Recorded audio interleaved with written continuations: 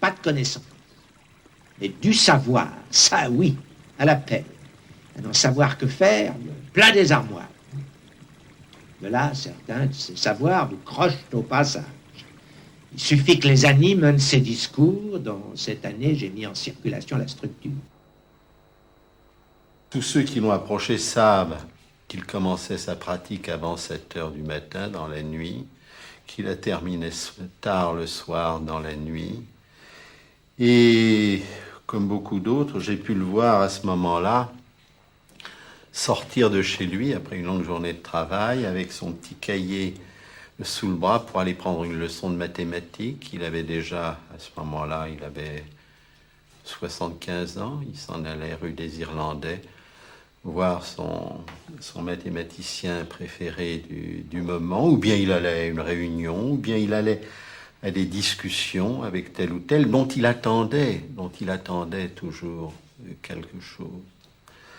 En tout cas, il faisait preuve pour ces séminaires remarquablement renouvelés, de façon si étonnante. Qui a pu tenir pendant plus de 25 ans un séminaire hebdomadaire, chaque fois aussi neuf, chaque fois aussi inventif, aussi créatif? Alors nous savons que cela s'appuyait sur une érudition qui comportait la relecture non seulement d'œuvres passées, d'œuvres classiques, mais aussi se tenir constamment au courant de ce qui paraissait dans les champs de la linguistique, de la philosophie, des mathématiques, de la logique, de l'anthropologie, etc. Je veux dire que Lacan pouvait donner d'ailleurs l'impression parfois par ce monoïdéisme identique à celui de Freud au demeurant. Je veux dire que Freud n'était pas moins un mordu par quoi? Alors c'est sans doute ce qu'il nous faudra essayer de préciser, c'est-à-dire quelle était cette question, quelle était la question suffisamment tourmentante pour qu'il puisse l'aimer à ce point, au point de lui donner sa vie. Il y a des savoirs dont les suites peuvent rester en souffrance ou bien tomber en désuétude. Il y en a un dont personne n'avait l'idée avant Freud, dont personne après lui ne l'a encore, sauf à en tenir de moi par quelle boule prendre. Ce que Lacan a apporté, ce sont des mots nouveaux, des concepts nouveaux, et comme il le disait d'une façon pathétique dans ces dernières années, des signifiants nouveaux, c'est-à-dire des concepts qui permettaient de travailler, des concepts expérimentaux. À preuve d'ailleurs dans le fil de son travail, on peut relever mille incohérences, enfin beaucoup d'incohérences apparentes, de retournements. En fait, les fils sont ailleurs. Les fils sont dans quelque chose qui excède le sens et la signification, comme il l'a toujours enseigné, mais dans une persévérance dans ses signifiants. C'est-à-dire un véritable travail, ce que moi j'appellerais alors un véritable travail théorique, c'est-à-dire une constante mise au travail de ce qu'il inventait, ce qu'il découvrait, en empruntant à droite à gauche, en faisant feu de tout bois, en se servant de toutes les philosophies, de toutes les théories, de toutes les recherches contemporaines, de toutes les hypothèses. Il en faisait quelque chose qui n'est pas proprement parlé, à mon sens, un corpus ou une théorie, mais qui garde encore sa force vivante de travail sur l'essentiel des choses. Si bien que j'ai pu dire tout à l'heure que c'est au regard des autres savoirs que le terme d'inconscient, celui-ci, fait métaphore.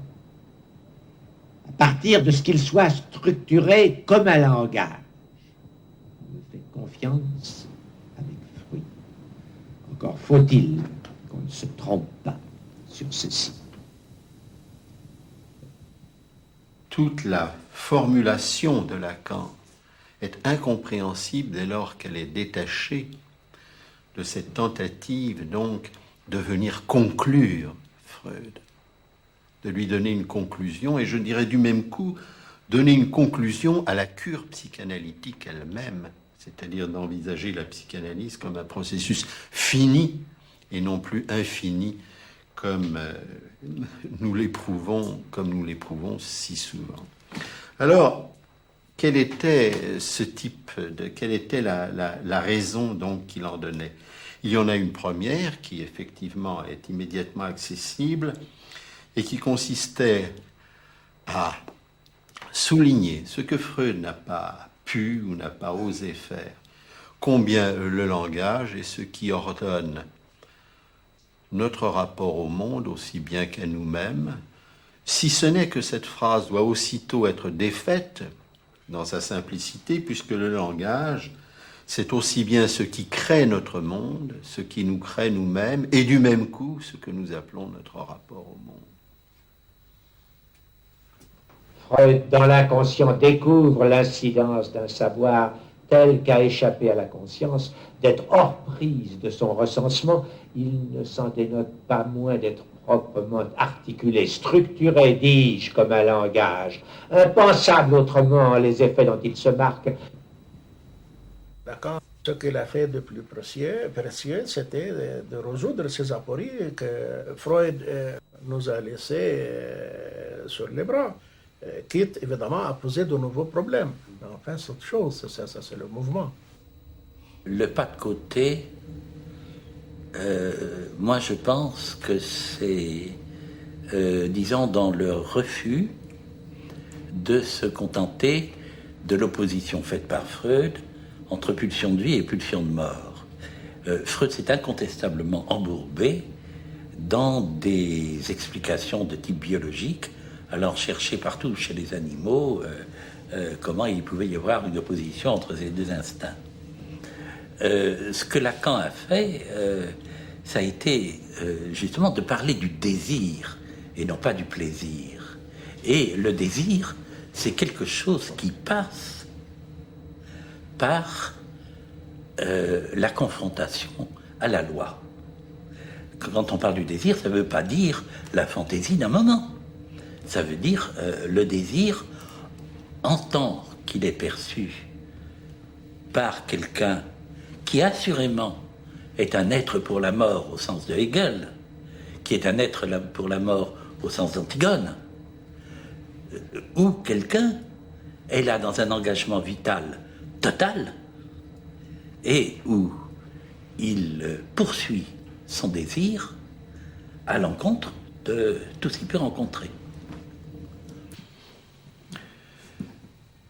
Il y a dans le séminaire sur l'éthique cette formule de Lacan, c'est la maxime qu'il estime être après tout celle de la psychanalyse: ne cède pas sur ton désir. Je ne crois pas que cette maxime, qui peut aujourd'hui nous paraître relativement facile à entendre, je ne crois pas qu'elle ait jamais été formulée. Ce qui est intéressant, c'est que chez Lacan, ce n'était pas du tout une maxime hédoniste,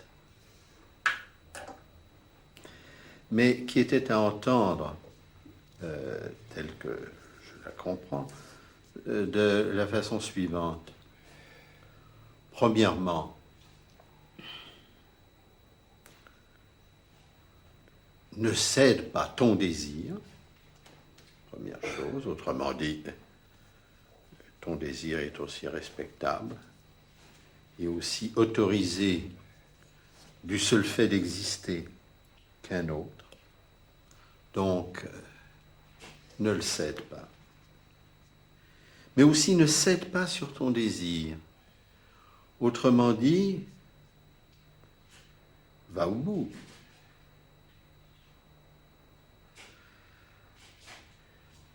Va au bout de ton désir, c'est-à-dire rencontre le fait que sa limite n'est aucunement liée justement à quelque loi, ni à quelque figure, mais que sa limite à ton désir, je veux dire le moment où il va basculer, où le plaisir va basculer dans la douleur, qu'il est lié à l'organisation même de ce désir, que c'est son organisation même, c'est-à-dire la structure du fantasme, qui fait limite à ton désir. Autrement dit, que ce qui fait limite à ton désir est bien plus de l'ordre de la physiologie que de l'ordre du commandement. Freud, voyez-vous, il a laissé beaucoup d'apories. Par exemple, l'aporie autour du transfert. À la fois, le transfert, c'est le moteur de l'analyse. En même temps, c'est la résistance la plus formidable à l'analyse. Alors, comment concilier ces deux-là? Il se peut, quand les gens trouvent sur compte dans le transfert, qu'ils trouvent la situation tellement arrangeante, hein, qu'il peut vraiment trouver l'issue favorable de sa névrose dans la situation analytique elle-même. C'est-à-dire, hein, l'issue favorable, elle est dans le fait même d'être analysé. C'est ça vraiment la résistance de transfert. Et ça fait des analyses qui peuvent ne pas se terminer, faute de pouvoir même être commencées. Lacan, son premier souci était de donner une intelligibilité à l'expérience psychanalytique et du même coup à fonder une pratique qui ne soit pas faussement savante.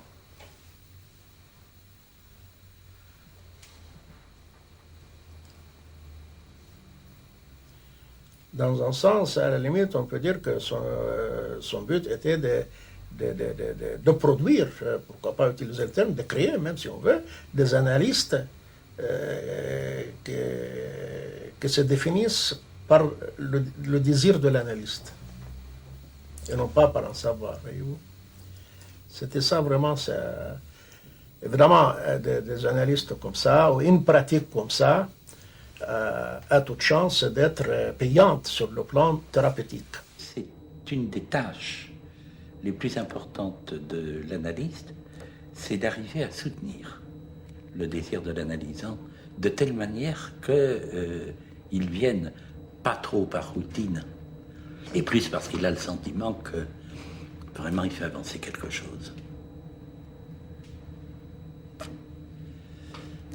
Ben, l'analyste, il est dans le coup. Je veux dire, il est dans l'éprouvette comme le patient. C'est même un ingrédient essentiel pour que ça brûle. Et il brûle avec l'analysant. Il brûle avec son patient. L'analyste, c'est le phlogistique. Les alchimistes, autrefois, cherchaient quelle était la substance qui donnait des flammes si jolies comme ça et qui faisait qu'une substance pouvait brûler. Ben voilà, l'analyste, c'est le phlogistique. Mais cela ne l'empêche pas d'être comme tout le monde, comme tout sujet, d'être divisé. Et donc d'avoir au même moment une position d'extériorité qui le rend pas moins, si je puis dire, observateur de ce qui se passe. L'analysant peut s'en trouver stimulé. Il est stimulé s'il perçoit que l'analyste est prêt à subir le sort que le mouvement de la cure va opérer le concernant, lui, l'analyste. L'analyste ne cherche aucunement à défendre un magistère, un savoir, une position, une autorité. Que l'analyste est prêt à aller jusqu'au bout, qui n'a pas peur. N'est-ce pas ? Parce que c'est ça qui est tout à fait important pour un psychanalyste. Est-ce que le psychanalyste accepte ou non d'être dérangé par son analysant ? Ce n'est pas l'analyste qui sait. C'est le patient qui sait. L'analyste, là, lui sert de support pour que ce savoir insu de lui-même, il puisse en prendre connaissance. Si vous écoutez bien, vous avez percevrez que le sujet auquel vous avez affaire, à lui en savoir, seulement c'est un savoir qu'il ne peut pas dire, qu'il n'est pas à même d'articuler, non pas parce qu'il est incapable, mais parce que c'est le statut de la vérité que de ne pas pouvoir être dite comme ça. Mais elle se trouve toujours sur un autre plan, qui est le plan de ce qui ne se dit pas sans être dit comme ça, noir sur blanc, et quand même ce que se laisse entendre. L'analyste a sûrement forcé la cure, parce que le mouvement naturel de la cure, spontané de la cure, ne va pas forcément vers ce qu'il en serait d'une issue convenable. Le mouvement naturel, spontané du patient dans la cure, est plutôt de répéter le même échec. L'échec qu'il éprouve dans sa vie sentimentale ou dans sa vie sociale, il aura normalement tendance à simplement le répéter dans sa cure. Et c'est pourquoi on peut attendre de l'analyste qu'il exerce une action non pas de force, mais de forçage, c'est-à-dire de le pousser pour que les charmes de la répétition, le patient y renonce, et au profit d'un terme donné à la cure. Freud nous a donc laissé ces 5 psychanalyses, dont une n'a pas été effective, celle du président Schreiber. Mais les 4 autres sont des cures que Freud a menées. Et ce qui est remarquable, et ceci nous renseigne aussi sur l'honnêteté de Freud, c'est qu'aucune de ces cures n'est réussie. Nous savons combien Lacan s'est arc-bouté, a cherché, s'est bagarré pour proposer une fin de cure qui soit autre chose qu'une mise en sourdine de la culpabilité à l'endroit du père ou du maître. Lacan cherche une issue différente et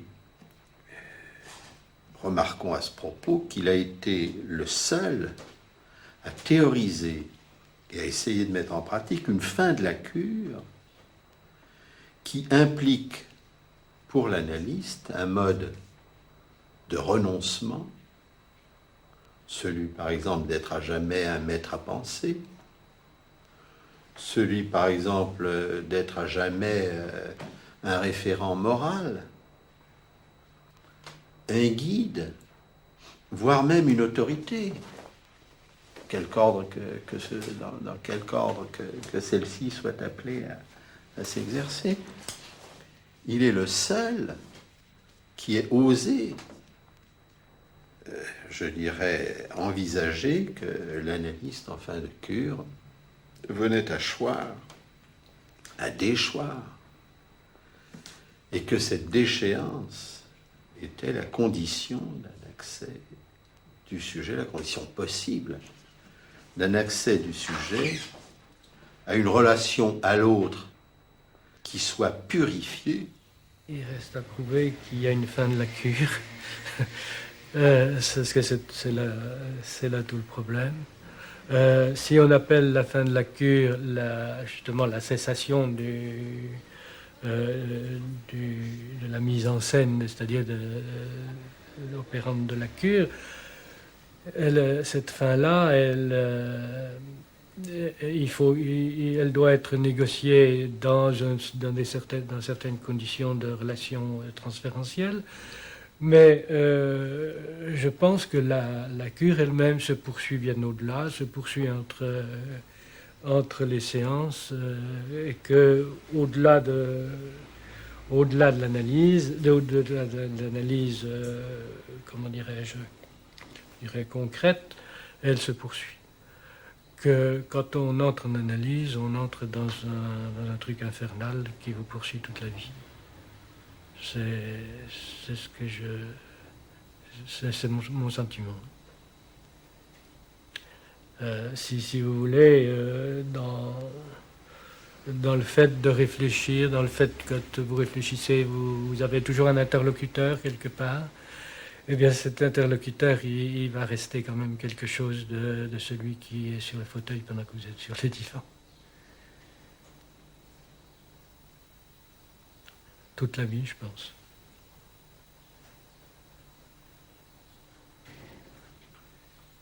Pour déterminer la fin de la cure, en général, le patient le sait. Mais est-ce que l'analyste le sait, lui? Pas toujours. Il y a un temps pour comprendre qui doit se terminer par un moment de conclure, comme suivant le schéma que donne Lacan. Et je crois que j'ai su avant lui que je pouvais me passer de lui. Hein, pas que rien était fini, mais que je pouvais me passer de lui. Oui. Je lui ai dit d'ailleurs, il m'a dit d'attendre. Et puis j'ai attendu 6 mois à peu près. Quoi.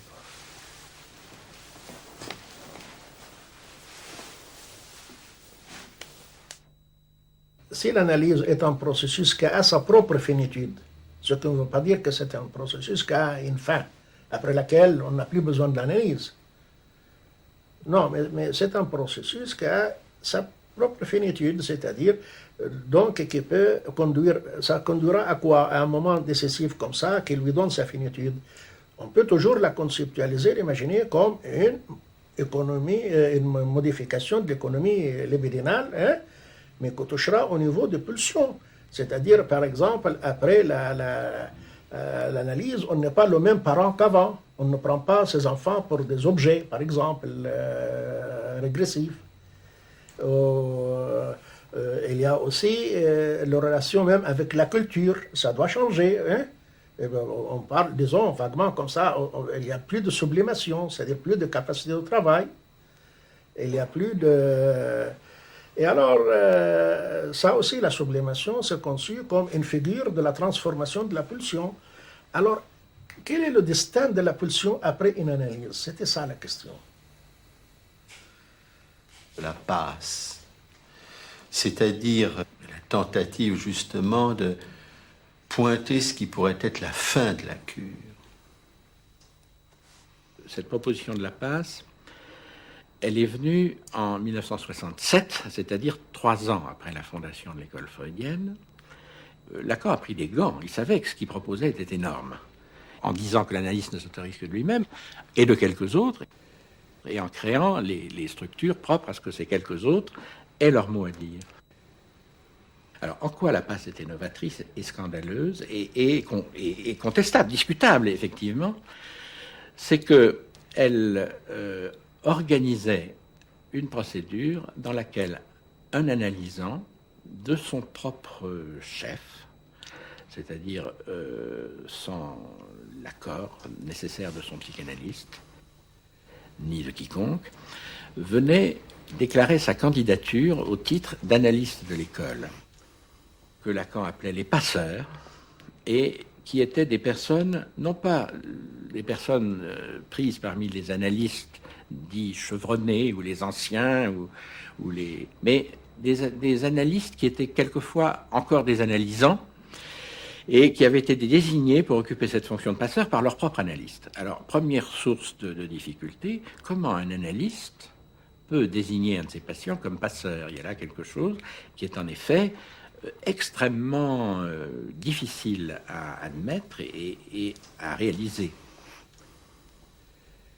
Lacan, en instaurant cette procédure de la passe, avait notamment pour idée de créer un lieu où chaque analyste aurait à rendre compte de son rapport à la pratique analytique, la sienne d'abord en tant qu'analysant, et à l'égard de ses patients s'il avait commencé à être analyste.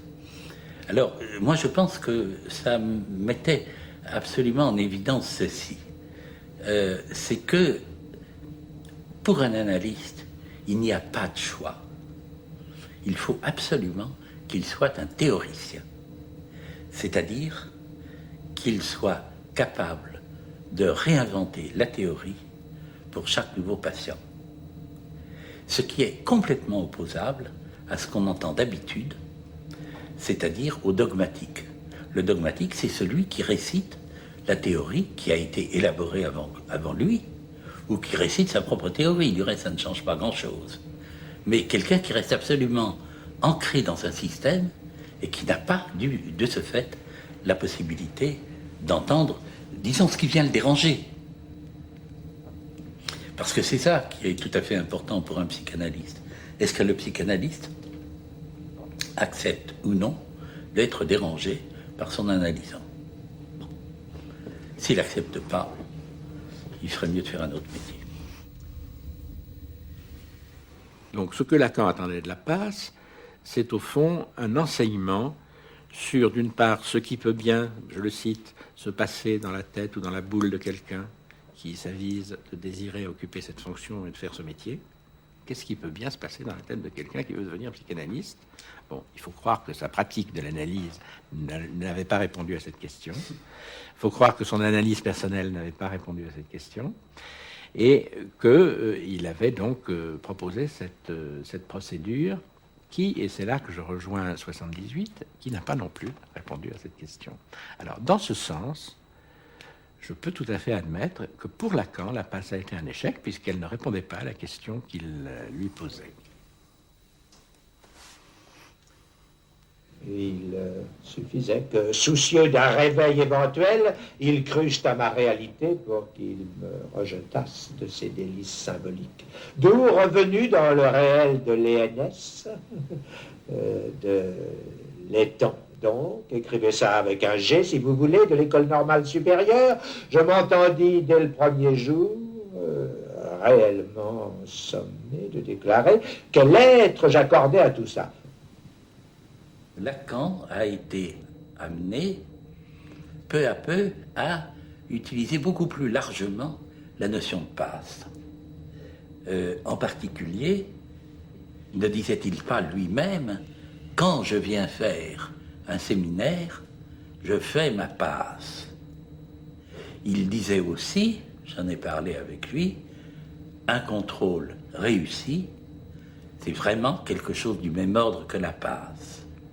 Autrement dit, peu à peu, dans sa bouche, la passe est devenue un signifiant dont l'extension était à étendre. Et là-dessus, il n'a pas du tout été suivi. Je tiens pour acquis le fait que, quand même, la passe a été le moyen le plus sûr par lequel ont été remises en cause les habitudes institutionnelles, leurs impasses, cette espèce de cheminement absurde qui fait qu'il y a une hiérarchie parmi les analystes et toutes sortes de choses de cet ordre-là. Je pense que ça a eu un effet. C'est en tout cas toujours la thèse que j'ai soutenue. Et je pense qu'il y a un effet profondément subversif de la procédure instaurée par Lacan. C'est radicalement subversif parce que le seul repère acceptable pour la procédure de la passe, c'est que ça vaut quelque chose chez le candidat, c'est que ça vaut quelque chose du côté de son désir en tant qu'analyste. Or, cette notion du désir de l'analyste est une notion qui n'existe absolument pas dans le système de l'IPA, où on ne parle pas du tout du désir de l'analyste, mais on parle du sérieux de l'analyste, on parle de la compétence de l'analyste, on parle de tas de choses comme ça. Mais certainement pas de ça, disons de cette sorte de passion, justement, dont on parlait à propos de Lacan, qui était de toujours découvrir, de toujours aller de l'avant, de toujours reformuler ce qu'il avait déjà élaboré. La passe, comme Lacan l'avait promu, que c'était un essai justement d'observateur extérieur à la cure, d'une observation qui serait de prendre le bloc analysant-analyste. Et que son échec, parce que c'était peut-être prévisible après coup, dans la mesure où ça réintroduit un observateur, bien sûr, et qu'on ne sort pas du dilemme, et que pour ça, la psychanalyse ne sera jamais une science comme les autres. Qu'elle sera comme ça dans une position limite, je dis quelque part. Que c'est quelque chose qui tend vers la science, mais qui n'y aboutira jamais. La psychanalyse est-elle scientifique comme le souhaitait Freud?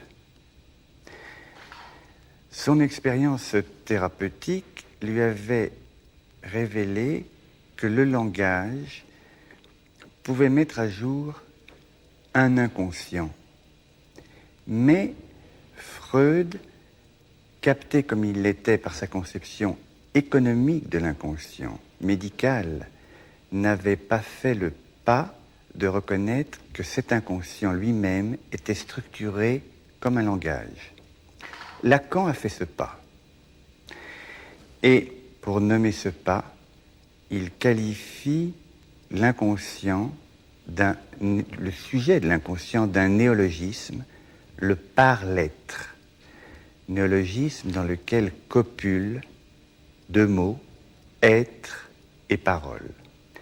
Ce faisant, il fonde le réel de la psychanalyse qui institue la théorisation et la pratique. Je dis, l'inconscient n'est pas une notion. Qu'il soit une clé, ça se juge à l'expérience. Une clé suppose une serrure. Il existe assurément des serrures, et même que l'inconscient fait jouer correctement. Pour les fermer, pour les ouvrir, ça ne va pas de soi que l'un implique l'autre, a fortiori qu'il soit équivalent. Il doit nous suffire de poser que l'inconscient est, ni plus ni moins. C'est bien assez pour nous occuper un moment encore, après le temps que ça a duré, sans que jusqu'à moi, personne n'ait fait un pas de plus. Il a donné à quelqu'un comme moi le billet d'intelligibiliser tant soit peu ce qui se passait. Donc, c'était une rayon de lumière. Il insistait beaucoup sur la fonction de la parole dans ses différentes facettes.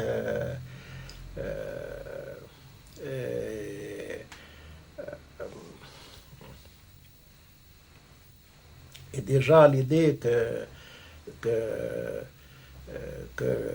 le fait qu'il y ait langage, c'est quelque chose qui introduit beaucoup d'effets qui prennent lieu sans que nous soyons à même d'observer comment ça produit cet effet, c'est-à-dire que ça sont des effets dont nous constatons que les résultats, sans être présents à leur cheminement, cette idée était déjà une bonne amorce pour intelligibiliser l'inconscient. Comment l'expliquer simplement? Oui, il faut repartir de la notion de ce que l'inconscient est structuré comme un langage et que l'homme, si tu veux, n'est pas quelqu'un qui arrive au monde avec le langage, qu'il a simplement des possibilités, c'est une potentialité, et qu'il doit le recevoir d'un autre, de quelqu'un d'autre. C'est, je dirais, c'est l'origine de la notion du grand autre. Et que la structure du discours qu'il reçoit structure sa personnalité. C'est-à-dire qu'on est très dépendant, finalement, de ce que le discours extérieur nous apporte.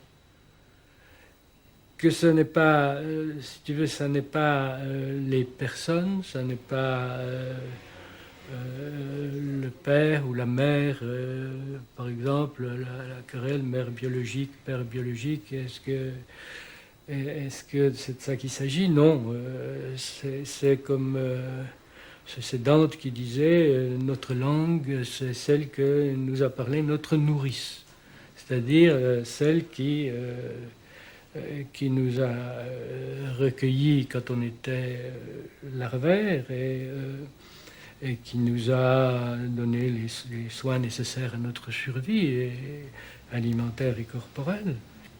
Et je crois que c'est c'est ça, moi, que je retiens de Lacan. Et en pendant, si tu veux, que le père, c'est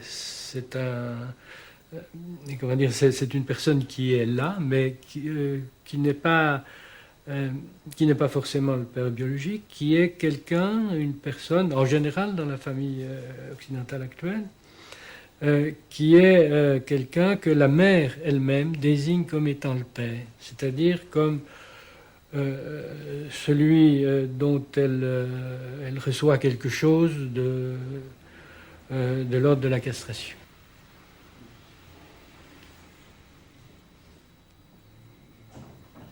Le langage, dans son incomplétude, je dirais, entraîne le fait qu'il y faut une fonction, qui comporte une fonction qui est ce qu'on appellera la fonction paternelle, qui est une fonction de référence qui fait que, mon Dieu, ce qu'on dit a du sens finalement, que ça n'est pas simplement du bruit. Et c'est là que la mère transmet. Mais la mère transmet ce qu'elle a reçu, bien sûr, du langage.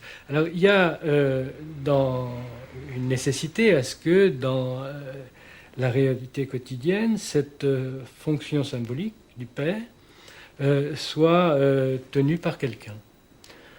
Ou par quelque chose, d'ailleurs. C'est pas indispensable que ce soit quelqu'un. Il y a des sociétés primitives où, mon Dieu, c'est le crocodile qui est le père, ou telle pierre, ou tel autre. Mais il est nécessaire qu'il y ait là un point d'ancrage du discours.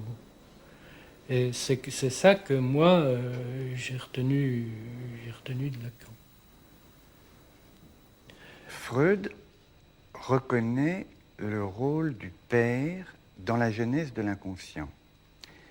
Mais, parce qu'il reste captif de la conception d'un père imaginaire rival, c'est son père oedipien, il ne conçoit pas que pour introduire le sujet au langage, il y a un au-delà de ce père imaginaire qui est le père symbolique et le père réel. Père symbolique, père imaginaire, père réel, voilà l'origine de la triade du réel, du symbolique et de l'imaginaire qui sous-tend la théorie de Lacan. Le père symbolique, à la limite, ce n'est aucun père. C'est le nom lui-même qui produit des effets. Le nom lui-même produit ses effets, et l'effet, c'est l'interdiction. Mais l'interdiction localisée concernant la mère. Mais j'aimerais vous dire que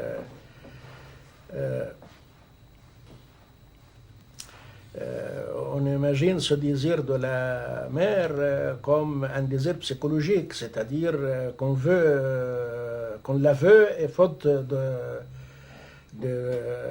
pouvoir y accéder, on cherche une autre qui la remplace, etc.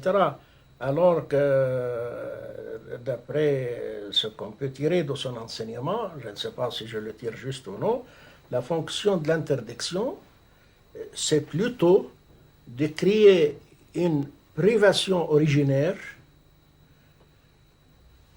à partir de laquelle le désir peut fonctionner comme retrouvaille.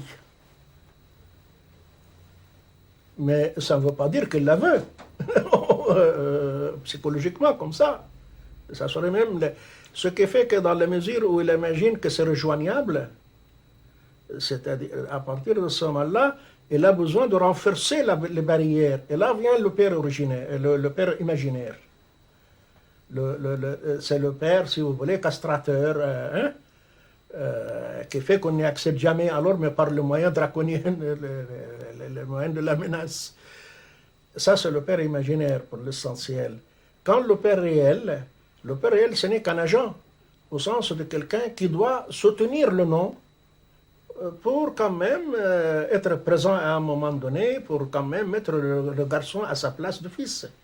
Le mettre à sa place de fils, ça veut dire le mettre quand même dans une filiation avec tout ce que cela comporte de promesses, même si sur le moment c'est vécu par le petit garçon ou par la petite fille comme une défaite. Mais n'empêche que les germes de promesses sont là. Alors vous voyez, il y a donc trois choses. Et le père réel, ce n'est que l'agent. Et quand il chute, quand il ne se manifeste pas, quand il faillit à sa fonction d'agent, le résultat, comme je viens de le dire, c'est de le laisser le garçon en proie au ravage de père imaginaire.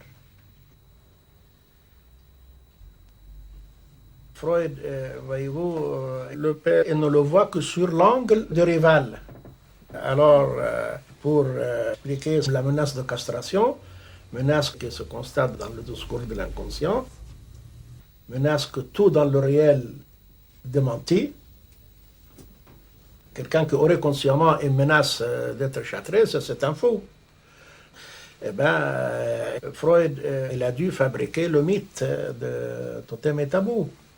La horde primitive et les fils qui ont tué le père pour lui obéir après, etc. C'est-à-dire le rival, dans le sens le rival le plus fort. C'est-à-dire, il était un bonhomme qui ne sait que régimenter son fils, même dans sa façon de s'asseoir, de bouger, etc. C'était un père réglementaire. Un père qui est dictat. C'était quelque chose, à la limite, c'était Agamemnon, n'est-ce pas, qui sacrifie sa fille comme ça, Iphigénie. C'est-à-dire un père qui est à la fois Basilius et Tyrannos, roi et tyran. Face à cela, il n'est pas question ni de promesses, ni d'avenir, ni de... il n'y a pour le sujet que le fait de se régler sur des images, comme les animaux. Je m'incline devant le plus fort, etc. Ce qui fait qu'une composante essentielle de la coexistence humaine lui échappe.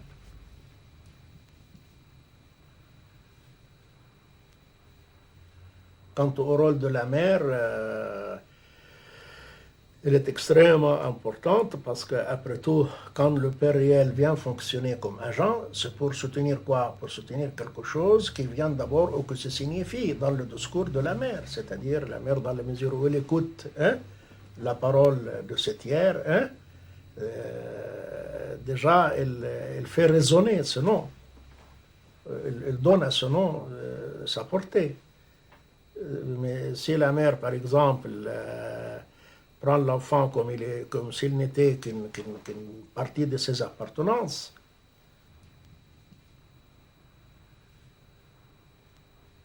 si le père se signale par une satisfaction de cette situation, c'est-à-dire il a donné l'enfant à la mère qu'elle fasse ce qu'elle veut, elle lui a donné ce qu'elle veut. Alors à partir de cela, l'enfant aussi retrouve la toute-puissance que les deux armes de côté de cette image la plus archaïque que soit. Et puis, avec une image de toute-puissance, on ne peut pas vivre. C'est à fixer ces termes correctement que j'ai dû des années me rouler aux pieds de ceux dont c'est une expérience quotidienne, sans les arracher à des rêves pour eux assez représentables pour qu'ils continuent à dormir. La fonction que Lacan attribuait au père, la fonction importante qu'il lui attribuait, c'était d'être un gêneur entre la mère et l'enfant. C'est pas rien. Beaucoup plus important que toutes les histoires de forclusion du nom du père. Il situait, c'est-à-dire en étant un gêneur entre la mère et l'enfant, cela supposait que, en effet, il y ait dans la parole de la mère une référence à la parole du père et que l'enfant ne soit pas le seul objet de jouissance de la mère. Le stade du miroir, c'est-à-dire la découverte que l'enfant a un corps en propre, séparé de l'adulte, a tout de même comme conséquence très importante qu'il se rend compte à ce moment-là qu'il n'est plus le prolongement de l'être de sa mère, et ce qui implique dans un autre temps qu'il a à faire le deuil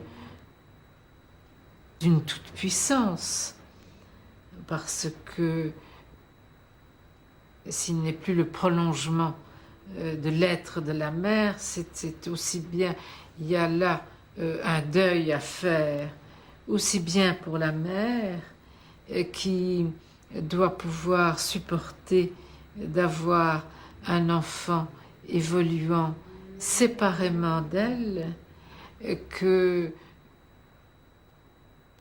de l'enfant qui doit pouvoir supporter le deuil de ne plus faire un avec sa mère, c'est-à-dire le deuil d'une toute-puissance. Il a le plaisir de pouvoir ensuite se séparer d'elle, c'est-à-dire qu'à un moment il fait le deuil d'une mère nourricière, et il trouve ensuite une mère support de tout ce qu'il y a de kinétique, et il peut ensuite s'échapper d'elle, et toutes les étapes de la vie sont formées ainsi de deuils successifs que Dolto appelait des deuils symboligènes, des castrations symboligènes, pour avoir le renoncement d'une période de la vie, pour avoir le gain de quelque chose, d'un plaisir autre à l'étape suivante. Du fait de la castration, qui pour Lacan est un acte symbolique, hommes et femmes ne sont pas manquants de la même façon, ne sont pas désirants de la même façon. N'est-ce pas parce que le désir de l'homme est causé par un objet et celui de la femme par un signifiant que perdure l'éternel malentendu amoureux? Il n'y a aucune esthésie du sexe opposé, nulle connaissance au sens biblique à rendre compte du prétendu rapport sexuel. La jouissance dont il se supporte, ce prétendu rapport, est, comme tout autre, articulé du plus de jouir. Par quoi, dans ce rapport, le partenaire ne s'atteint,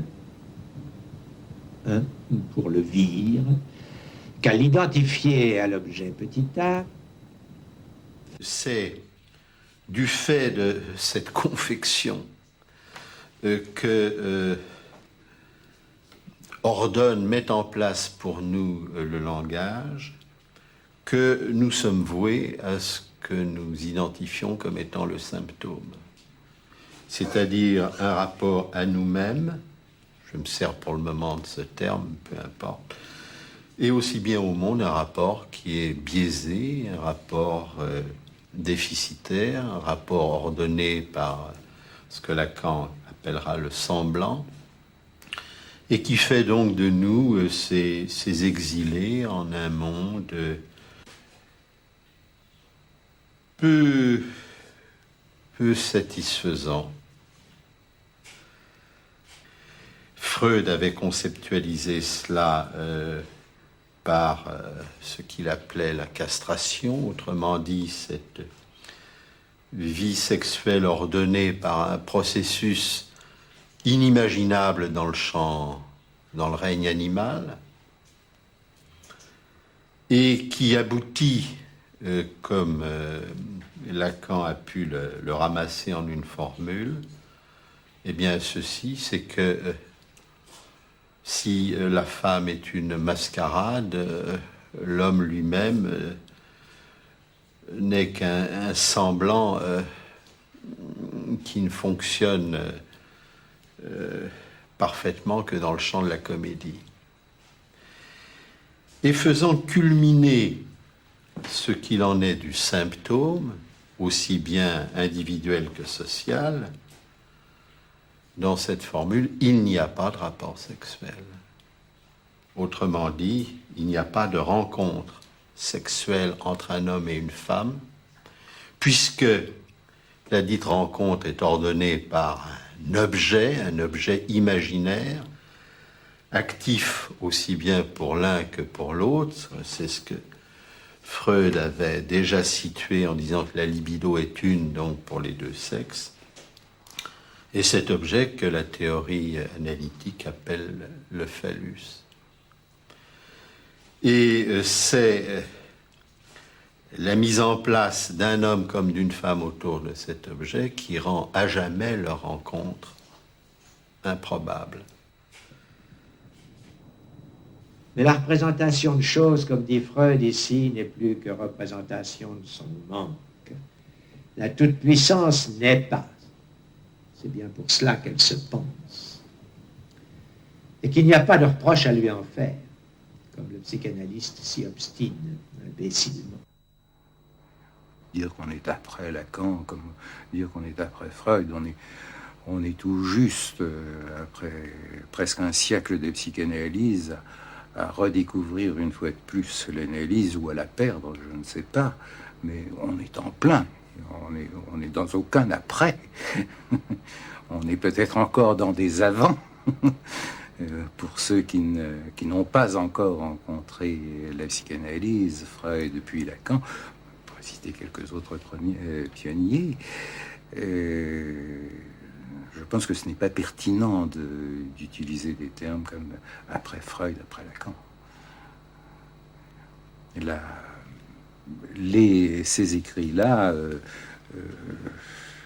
enfin, on imagine, c'est ce qu'on se représente, et en tout état de cause, ce qu'on souhaite, traverseront les siècles, comme, je sais pas, comme Parménide, même s'il en restait très peu. Ne vous étonnez pas qu'ici je ressasse, quand d'ordinaire je cours mon chemin. C'est qu'ici, à refaire une coupure inaugurale, je ne la répète pas, je la montre, se redoublant à recueillir ce qui en choix.